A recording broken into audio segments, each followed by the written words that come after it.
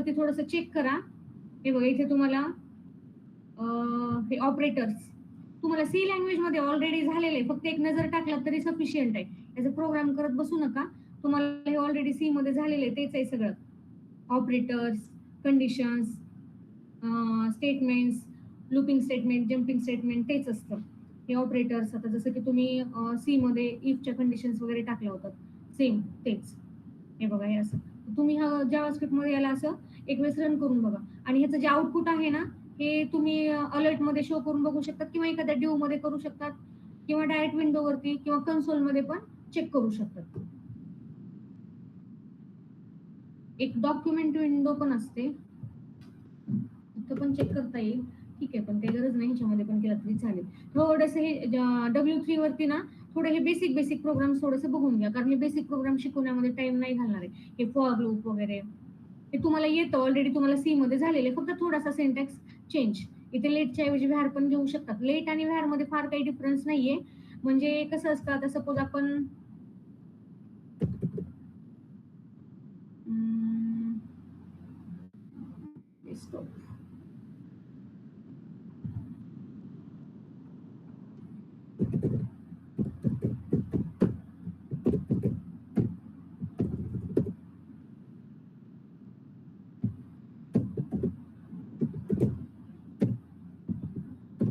Suppose आपण एखादा variable घेतलेला आहे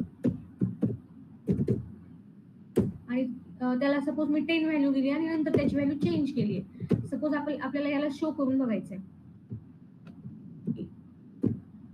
तर आपल्याकडे काय ऑप्शन आहे, आपल्या अलर्ट मध्ये पण पाहू शकतो. तर आपण याला एका फंक्शन मध्ये घेऊया.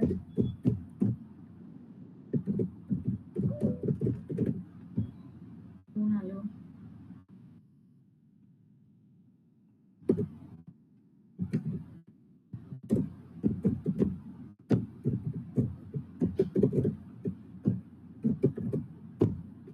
तुम्ही ते पॅरामीटर पण पास करू शकता.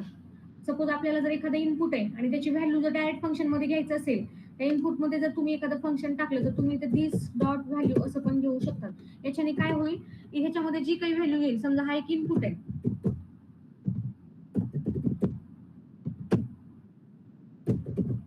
आणि सपोज याच्यामध्ये आपण काहीतरी व्हॅल्यू दिली आहे आणि याच्या ऑन ब्लरला किंवा ऑन की अपला सपोज आणि दुसरं एक कुठला तरी फंक्शन घेते, त्याला थोड्या वेळासाठी कमेंट मध्ये ठेवते. आपण इथे व्हॅल्यू पण पास करू शकतो. एखादी स्टॅटिक व्हॅल्यू जर तुम्हाला पास करायची असेल किंवा डायनामिक पास करायची असेल, डायनामिकला पीएचपी येतं, इथं आता आपण सध्या स्टॅटिकच पास करू शकतो. तर डायनामिक करायचं असेल तर पीएचपी मध्ये करता येतं. सपोज मी इथे काय करते, एक फंक्शन घेते, फंक्शनचं नाव आहे, आणि इथं आपण काय केलेलं आहे, एक व्हॅल्यू पास केलेली आहे. सो इथे एक आपण आर्ग्युमेंट घेणार आहे. इथे काही टाकू शकतात तुम्ही. इथे मी जस्ट VAL असं व्हॅल्यू दिले, किंवा ABCD तुम्हाला जे वाटते ते इथे व्हेरिएबल टाकू शकतात आणि इथे चेक करू शकतात.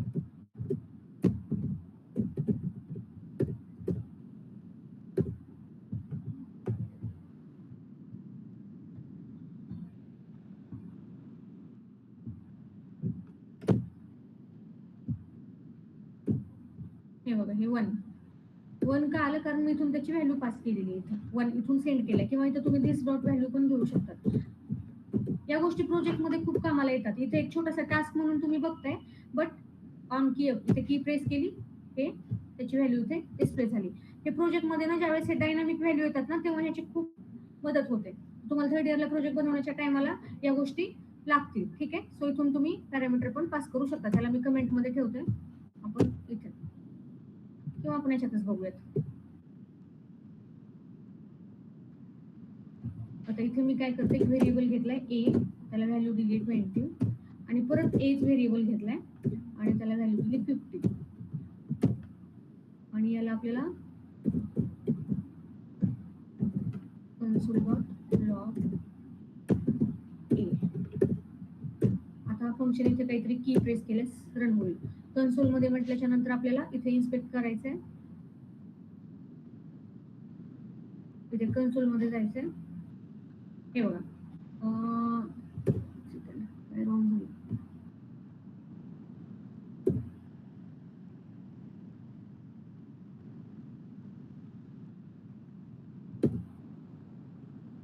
आय थिंक मी त्या दिवशी पण ते पेजला नाव ते हे दिलं होतं, आज पण व्हेरिएबल दिलं, त्याच्यामुळे एरर येईल. एरर तर येईल नाही म्हणजे एक सेकंड, नवीन पेज वरती टाकलेला.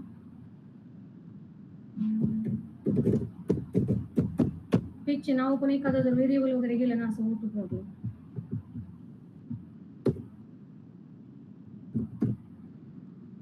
आता गेलं बघा. मी ते पेजला व्हेरिएबल असं व्हॅर असं नाव दिलेलं ना, त्याच्यामुळे ते एरर येत होता. तर इथे हे बघा, इथे व्हॅल्यू आली 50. ठीक आहे, 50 का आली? मी अगोदर 20 दिलेली, नंतर त्याची चेंज केली व्हॅल्यू, नंतर 50 केलेली आहे. बट हे जर मी व्हॅरच्या ऐवजी जर लेट घेतला, इथे मी लेट यूज करते, तर इथे आता एरर येईल. हे बघा, इथे एरर आलेला आहे. Identifier A has already been declared. म्हणजे ए ऑलरेडी डिक्लेअर झालेला आहे, तुम्ही त्याला परत डिक्लेअर नाही करू शकत. मग जर तुम्हाला एखादी जर फिक्स व्हॅल्यू द्यायची असेल, समजा एखादा इयर आहे, त्याच्यामध्ये 12 मंथ्स फिक्स आहेत, किंवा वीक मध्ये 7 डेज फिक्स आहेत, तर अशा टायमाला तुम्ही कॉन्स्टंट घ्या, म्हणजे ते चेंज नाही केलं पाहिजे कोणी. आणि जर तुम्हाला एखादी व्हॅल्यू जर परत पुढे चालून हा व्हेरिएबल चेंज नाही होऊ द्यायचा, एक समजा ब्लड ग्रुप आहे, तो चेंज नाही होऊ द्यायचा, तर तुम्ही तिथे लेट यूज करा. आणि जर तुम्हाला चेंज करायची असेल तर तुम्ही व्हॅर यूज करा. हा डिफरन्स आहे लेट आणि व्हॅर मध्ये. तसंच काही प्रीडिफाईन फंक्शन्स पण असतात. तर इथे W3 वरती बघा, हे बाकीचे सगळं. आणि काही स्ट्रिंगचे पण फंक्शन असतात, हे पण एकदा रन करून बघा. तुम्हाला जर एखादं टेक्स्ट आहे, त्याचं लेंथ काउंट करायचंय, एखाद्या टेक्स्ट त्याला तुम्हाला कन्वर्ट करायचंय, कॅपिटल स्मॉल याच्यामध्ये कन्वर्ट करायचंय, अपर केस लोअर केस मध्ये, किंवा एखादी डेट हवी आहे, तर तुम्ही ह्या स्ट्रिंग्स इथे यूज करू शकतात. हे एकदा बघून घ्या, ह्याला काही एवढं प्रॅक्टिकल करण्याची गरज नाही. एकदा बघितला जरी, समजा तुम्हाला प्रोजेक्टमध्ये अशी काही कंडिशन आली, तर तुमच्या डोक्यात हे तर राहील की बाबा हा, हे एक ऑप्शन आहे जावास्क्रिप्ट मध्ये. आपल्याला लँग्वेज मध्ये कुठल्या लँग्वेज मधून हा प्रॉब्लेम सॉल्व्ह होणार आहे, कुठली कन्सेप्ट टाकल्याच्या नंतर सॉल्व्ह होणार आहे, हे एकदा माइंड मध्ये सेट होऊन जाईल. त्याच्यामुळे एकदा नजर टाकलं तरी सफिशियंट आहे. आता जसं इथे हे कोटेशन प्रिंट करायचे तुम्हाला असे आउटपुट मध्ये, तर त्याच्यासाठी काय टाकलं पाहिजे हे इथे तुम्हाला हे बघा असं दाखवलेलं आहे. तर इथे तुम्ही एकदा नजर टाकून घ्या. हे बघा, हे स्ट्रिंग लेंथ, हे काय करतं, इथे एक टेक्स्ट घेतलेलं आहे, त्याची इथं काहीतरी एक स्ट्रिंग दिली आहे, आणि टेक्स्ट डॉट लेंथ. जर हे लेंथ फंक्शन तुम्ही यूज केलं, तर ते काय करेल, त्याच्यामध्ये किती लेंथ आहे ते काउंट करून देईल. आता हे युजर डिफाईन फंक्शन नाहीये, हे प्री डिफाईन आहे, हे ऑलरेडी डिफाईन करून ठेवलेलं आहे. हे बघा, इथे 26 अशी त्याची लेंथ आहे. तर ह्या काही छोट्या छोट्या गोष्टी आहेत, एकदा तुम्ही चेक करा. नंबर्स, फंक्शन्स आपण पाहिले तरी चेक करा. ऑब्जेक्ट स्कोप यांच्यामध्ये आणखीन जर म्हटलं तर इम्पॉर्टंट सेट वगैरे सेम ऍरे सारखे असतात, ते पण एकदा बघून घ्या. ठीक आहे, बाकी काही नाही याच्यामध्ये एवढं. आणि तुम्ही जावास्क्रिप्ट थ्रू एखादं हे पण करू शकतात बरं का, स्टाईल पण चेंज करू शकतात. जसं आता आपण काल काय पाहिलेलं होतं, काल म्हणजे 2 दिवसाखाली, आय थिंक मी काहीतरी नाव दिलेलं होतं, JS टास्क. पेजला काय नाव दिलं होतं माझ्या लक्षात नाहीये. आपण पाहिलं होतं बघा, document dot gate element by ID.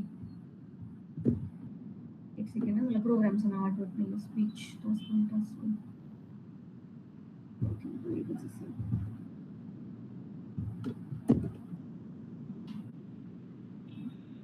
मी काही नाव देते आणि मीच विसरून जाते.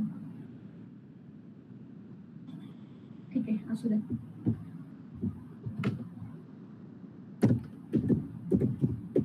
Document dot gate element by ID. इथे आपण काय केलेलं होतं, आपला जे काही डिव्हाइस त्याची ID दिली होती, जी काय असेल ती, dot inner HTML equal to जी काय ते तुम्हाला इथं प्रिंट करायचं. आता ह्याच्यामध्ये आपण काय केलेलं होतं, आपल्याकडे एक सपोज डिव आहे,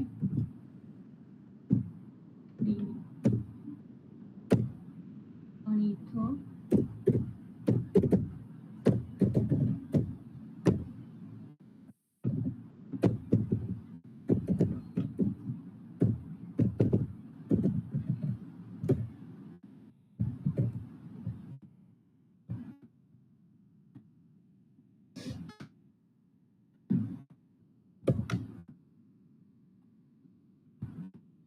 इनपुटला मी इथं कमेंट मध्ये ठेवते. त्याला कमेंट मध्ये ठेवले म्हटल्याच्यानंतर मला हे पण काढावं लागेल, कारण इथून व्हॅल्यू पास करत होते. आता त्यालाच कमेंट मध्ये ठेवले म्हटल्याच्यानंतर इथं परत एरर येईल. त्याला पण कमेंट मध्ये ठेवते. हे तुम्ही रन करून बघा, मी कमेंट मध्ये ठेवलाय तो. आता इथे आपण काय केलं होतं, जर एखादा डिव असेल तर आपण काय करतो, तिथे इनर HTML घेतो. म्हणजे आपण त्या डिव मध्ये काहीतरी चेंजेस करतोय. आणि जर आपल्याकडे इनपुट असेल तर आपण काय घेतो होतो, व्हॅल्यू घेतलेली. ठीक आहे. तर आपण इथे स्टाईल पण चेंज करू शकतो. स्टाईल म्हणजे काय, की त्या जो काही तो आपला पॅराग्राफ आहे, डिव आहे, त्याची स्टाईलिंग जर आपल्याला काही ऑन दी स्पॉट चेंज करायची असेल, समजा एखाद्या बटनच्या क्लिकवरती तुम्हाला स्टाईल चेंज करायची असेल, तर तुम्ही ते करू शकता. आता फॉर एक्झाम्पल मी समजा इथे बटन घेते, चेंज हिअर असं काहीतरी टाकलंय, आणि या बटनच्या ऑन क्लिकला मी फंक्शन रन करते. ठीक आहे, मी इथे कॉल केला तो फंक्शन ABC. आता मी काय करते, इथे चेंज करते स्टाईल. आपण काय चेंज केलं होतं, इनर HTML चेंज केलेला, व्हॅल्यू चेंज केलेली. आता आपण स्टाईल चेंज करून बघूयात. इथे तुम्ही स्टाईल पण चेंज करू शकता. आता जसं की इथे समजा आपल्याला काय करायचंय, त्याची स्टाईल चेंज करायचंय. स्टाईल मध्ये कुठला तुम्हाला प्रॉपर्टी चेंज करायची आहे, समजा आपल्याला फॉन्ट साईज चेंज करायचं, तर इथे तुम्ही डॉट फॉन्ट, हिंट येणार नाहीत, तुम्हाला टाकावं लागेल. स्मॉल मध्येच टाकायचे. 2 वर्ड्स जे असतात त्याच्यामधला एक वर्ड कॅपिटल असतो. तुम्ही थोडं गुगलवर टाकलं तरी हे तुम्हाला ऑटोमॅटिक येऊन जाईल. कॉपी करून टाकलं तरी चालेल. एखादं कसं आहे, स्मॉल कॅपिटल मध्ये स्पेलिंग इकडे तिकडे होऊ शकते. इथे हिंट येत नाही ना, CSS मध्ये हिंट येते. ठीक आहे. तर इथं फॉन्ट साईज मी समजा 40 पिक्सल टाकली. आपण इथे अगोदर एक फॉन्ट टाकूयात काहीतरी.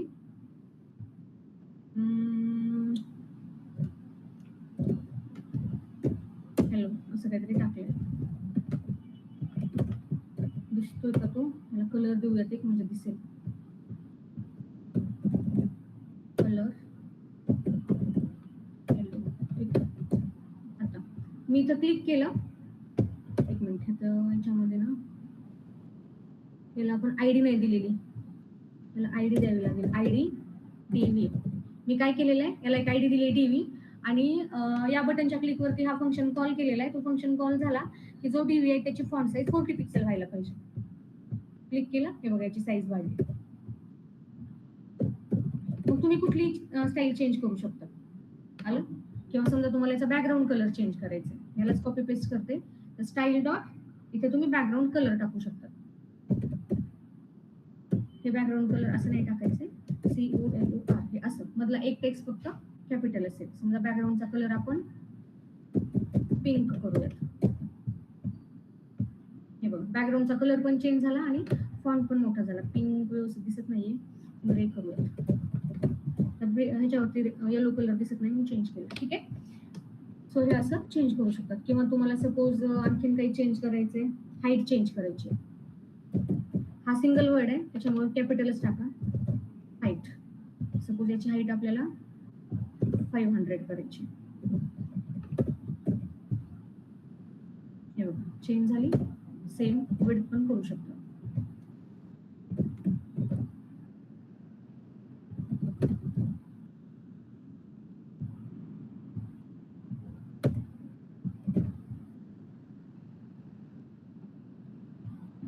तुम्हाला रेडियस पण चेंज करायचं असेल करू शकतात. बॉर्डर रेडियस, म्हणजे क्लिक केलं की तो सर्कल मध्ये कन्वर्ट होईल. हे बघा हे असं. बॉर्डर रेडियस साठी तुम्हाला हाईट, विड्थ आणि रेडियस सेम ठेवावं लागेल. ठीक आहे. बॉर्डर रेडियस चेंज करा, किंवा तुम्हाला मूव्ह करायचे क्लिक केल्याच्या नंतर. एक सेकंड.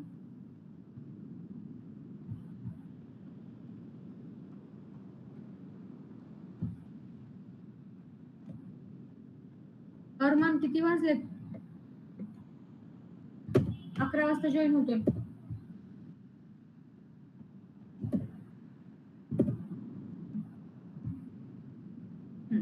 आता इथे किंवा तुम्ही याला मूव्ह पण करू शकतात. समजा तुम्हाला त्याला मूव्ह करायचंय. मूव्ह करण्यासाठी आपण कुठली प्रॉपर्टी यूज करतो, मार्जिन. समजा मार्जिन लेफ्ट 200 px, तर तो मूव्ह पण झाला आणि हे पण झालं. मग ह्याला तुम्हाला जर इफेक्ट द्यायचे असतील, असे स्मूथली इकडे यावं इकडल्या साईडला, किंवा स्मूथली त्याचा कलर थोडा असा फेंट कलर होणार, मग असा डार्क होणार, हळूहळू इकडे जाणार, असे जर अॅनिमेशन्स करायचे असतील तर त्याच्यासाठी jQuery असते. त्याच्यामुळे जावास्क्रिप्ट थ्रू एवढे अॅनिमेशन्स होत नाहीत. एक स्मॉल असे होऊ शकतात. CSS थ्रू होऊ शकतात, जावास्क्रिप्ट थ्रू होऊ शकतात. मी पर्सनली jQuery यूज करते. मग तुम्हाला jQuery थ्रू तुम्हाला इथं असं हे कसं, आता पटकन बघा ना तुम्ही, हे पटकन पुढे आलं असं एकदम असं, तर तुम्हाला हे असं सॉफ्ट असं एकदम इफेक्ट द्यायचा आहे, हळू असं पुढे येणार, त्याची हाईट एकदम पटकन नाही वाढणार, अशी एकदम स्लो किंवा फास्ट करायचे. ते असे इफेक्ट द्यायचे असतील तर तुम्हाला ह्याच्या थ्रू येतील, jQuery थ्रू. jQuery पण जावास्क्रिप्टचीच लायब्ररी आहे, मी तुम्हाला सांगते त्याच्या थ्रू पण कसं करायचं ते. ठीक आहे, तर तुम्ही असे याची स्टाईल चेंज करू शकता, किंवा समजा तुम्हाला याला बॉर्डर द्यायची आहे. बॉर्डर कशी देतो आपण,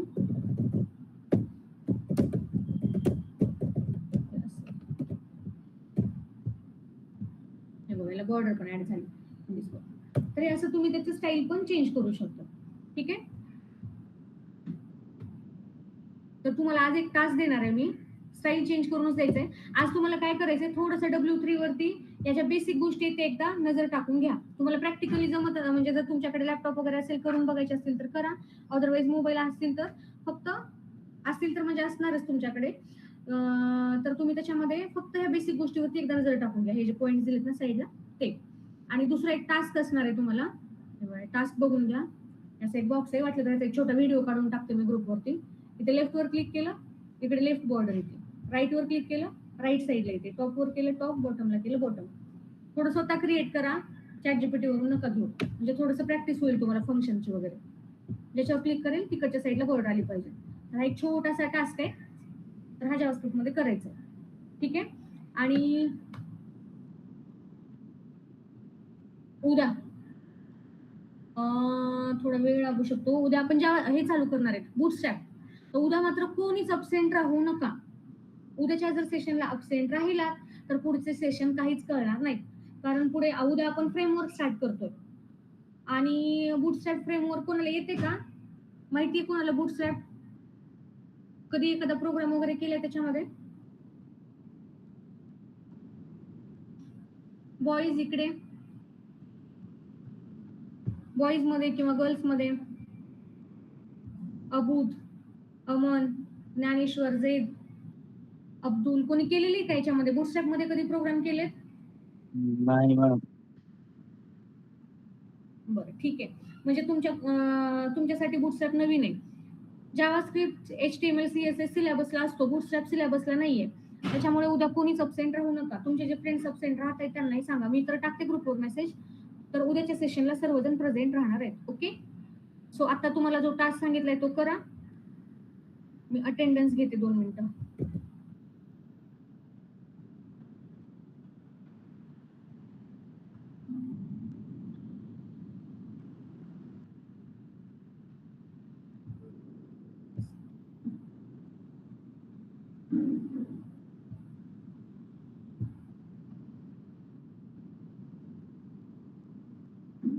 अटेंडन्सची फाईल काढते 1 मिनिट. खूप साऱ्या फाईल ओपन केल्या, तुमची फाईल इकडे तिकडे गेली वाटतं.